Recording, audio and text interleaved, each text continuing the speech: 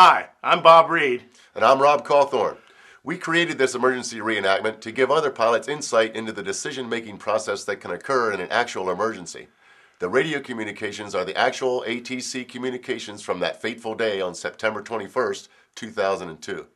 Based on the data from our EDM 800, we flew for about 7 minutes until I noticed a small vibration in the engine. We flew for yet another 7 minutes until we lost our number 3 cylinder, and then we flew a final 5 minutes until our fateful landing on Interstate 99. We flew from our home base in south central PA, 75 nautical miles northwest into University Park to watch the Penn State football team defeat Louisiana Tech 49-17. Go Lions! Go right! Feeling good from the victory. We took off from University Park on an IFR flight plan in VFR weather. I flew right seat and filed for 7,000 feet above the 6,500-foot overcast so that Rob could get some real-world practice in actual IFR conditions. We entered the broken layer at 3,200 feet and continued our climb. Engine failure wasn't on any of our minds, as our engine was only 10 months old and had 250 hours on it since major overhaul. You feel that little bit of roughness there? Yes.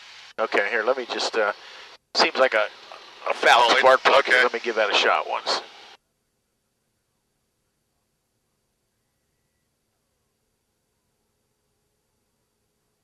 Nope, hey, it's not making any difference at all.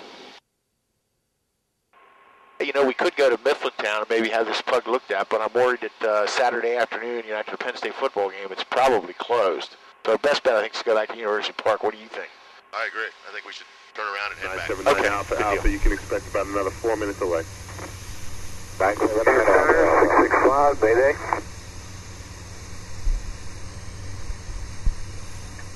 That last call, 665, go ahead. Yeah, we're having engine roughness here. Give us a second. We may need a vector back. 28665, Roger, you declare an emergency at this time? That's affirmative. 28665, Roger. Say the nature of emergency is an engine out and your intentions? The engine is rough, but I'd like to try and get me back to University Park. At checkpoint 1, what we did right is we declared an emergency immediately. Even though the engine vibration was so slight that I didn't even notice it, to tell you the truth. Rob didn't notice a vibration, but I did because I fly the airplane a lot more than he does, so I'm used to its nuances. When I noticed that, I thought it was incumbent upon us to declare an emergency, even though we really didn't have one yet. That's right. One thing we could have done better was to run the full emergency checklist also. Check the mags, check the carb heat, fuel tank switch, etc. We were within gliding distance of Mifflin County, but to tell you the truth, we were in a gray area at the time, and I wasn't really sure what was going on. It was a slight vibration. Was it an emergency or not? And so in that light, we decided to return to University Park. Yeah, and as I remember, we based part of that decision, Rob, on the fact that we thought we could get service at Penn State, where on a Saturday afternoon, most small airport FBOs are closed. That's true. So we'd be stuck out in the middle of nowhere at an airport where nothing existed. That's right. So anyhow. At 28665, Roger, cleared to the University Park Airport via left turn and direct standby for the weather. Do that. November 28665, University Park 1850, routine weather observation. Wind 200 at 5, visibility 6 with mist. Few clouds below 1,400 feet, 3,200 scattered. Ceiling is 6,500 overcast, temperature 2.20, altimeter is 3000, say type approach requested. 65, stand by. 700 November Alpha, Roger, altitude terrain permitting flighting at 200, vector round emergency aircraft. New York 665 would like vectors for the ILS 24. Number 28665, Roger, turn right, heading of 070. When able, say fuel on board, remaining in time, and souls on board. 665 has 4 hours of fuel on board, 3 people. 665, Roger, and a 070 heading at the vector for the localizer. At checkpoint 2, I really don't feel we did anything noteworthy right. However, what we could have done better clearly was early on, we let ATC manage our emergency rather than taking control of the flight ourselves. Rob? That's true. Also, we did not request to continue direct to University Park, which was clearly VFR at the time, but accepted the controller's instructions for an instrument approach. November 28665, descend at your discretion to maintain 4,000. 5 for 4, 665. Number 28665, you going to require any emergency equipment down at the field? Oh, no, we're still okay. I think we'll come out of this one without any real problems. 28665, Roger. Yeah, we're the number one, but that wasn't. ATC, this is 665. What would like my shortest vectors in the University Park, though? I don't want to press my luck out here. 28665, Roger. Fly heading of 360 now. That's left at 360. The field was VFR and we left about 10 minutes ago, so this should be a no-brainer. 28665, Roger. Hey, look, I think these vectors are taking too long to get back to the airport. We're in VFR now between clouds. I think it's probably the best idea just to go ahead. We need to get off this thing and get down below the clouds, below 3,500 feet. What do you think? Yeah, I agree. Yeah, okay, all right.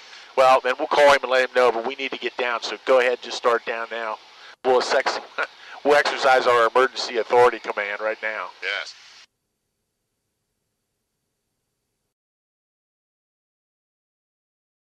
At checkpoint 3, what we did right was we finally took control of our flight.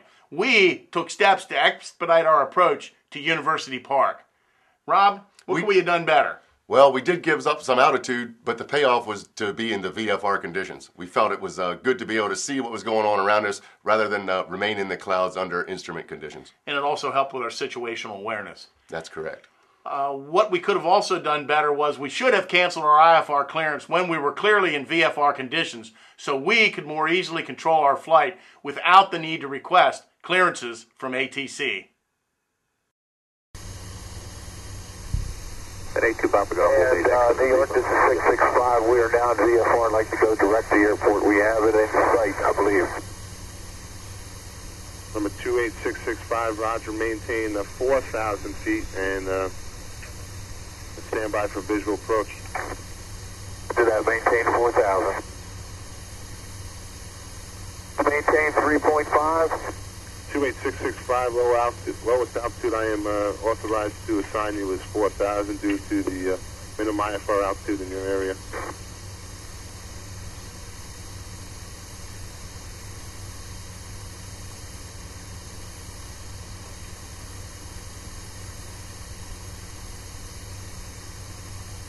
Number 28665, proceed direct University Park Airport and report the airport in sight for the visual.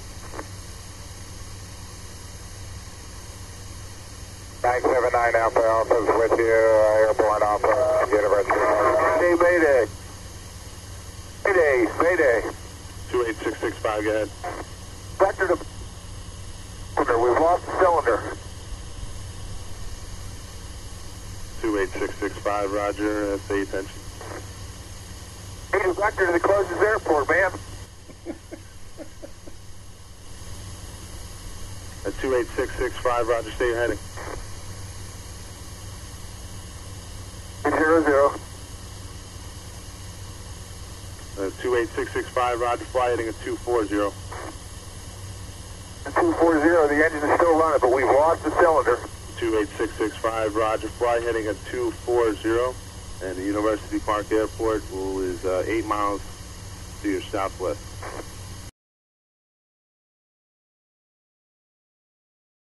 Checkpoint 4, what we did right was by and large, we remained calm throughout the entire emergency. I had requested a vector to Bellefonte Airport in the Mayday reply, but as you could hear, it was garbled and did not get through to the controller, which ramped up my second request for a vector to the closest airport, man. I'd like to make a comment here about remaining calm during an emergency. Bob's demeanor during this emergency was one of professionalism and calmness, which certainly influenced my demeanor also during this flight. I was able to think a little bit more, and so was the backseat passenger. There was no panic involved, and because as we know, once you panic, you don't think. You don't think clearly at all, and that certainly made an influence on me. We each had our respective duties. Rob was in the left seat. Rob was flying the airplane. I was in the right seat, basically talking to ATC and trying to help manage the emergency. And, of course, the student pilot in the back seat was just on yet another lesson flight.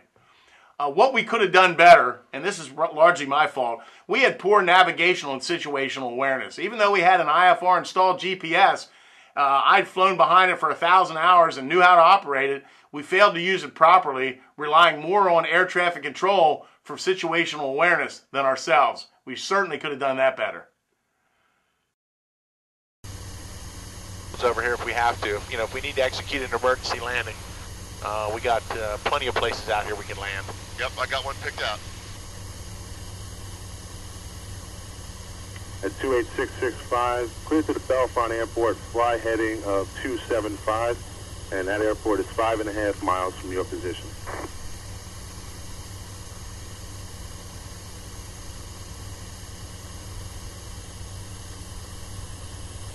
(979 Alpha Alpha), radar contact 5 miles to the southwest, University Park Airport.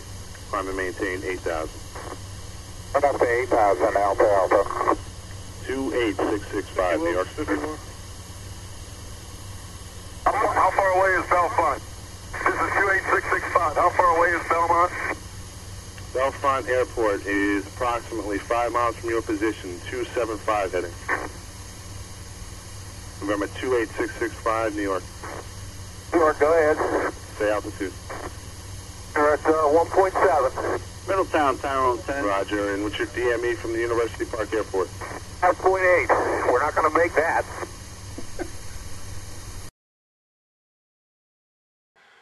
Checkpoint 5. One thing we could have done better was to maintain altitude. At the last call, we were only 450 feet above ground level. We gave up too much altitude after we lost the cylinder. I reduced power to minimize the shaking from the unbalanced engine, but did not retrim to maintain altitude. 28665, Roger. Say your intentions. Are you going to try to land at Bellefonte Airport? I'm going to try to land at Bellefonte, yes. That's November 96. Rob, the oil pressure just dropped to 0. I've never read anything anywhere about how long these engines keep running after the oil pressure goes to 0. Road that you can possibly land on. See that. Hold on.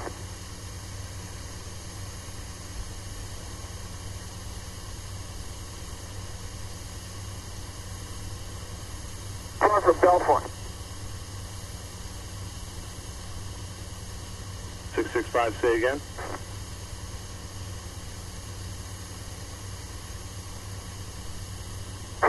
Is going to try the road, man. Remember 28665, Roger, radar contact lost.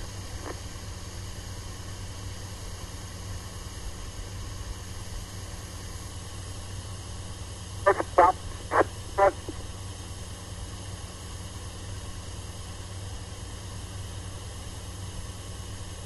New York, did you copy that? Distressed aircraft is on the ground. That's shuttlecraft 4475. 65 is on the ground and safe. November 28665, Roger. And what is your position? Exit 78A. 28665, Roger.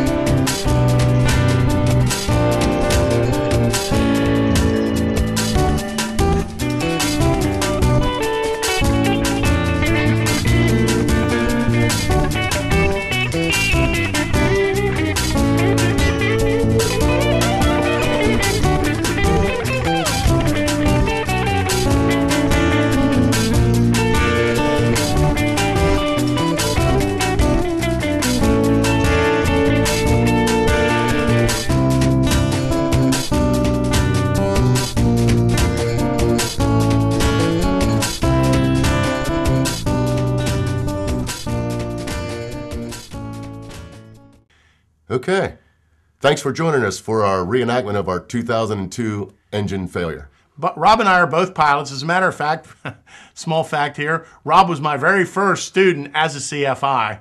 I thought we flew well together. I thought we managed emergency well together, and we did more right than we did wrong, which is a tribute to the fact that we're here today to be able to talk to you about the things that we learned from our own mistakes on our own flight. And we're hoping that this video will have some impact on your future flights if you have an emergency just like we did. For Aviation Safety Videos, I'm Bob Reed. Have a safe flight. Bing! Do you like that? Oh, Bob, let's play it back.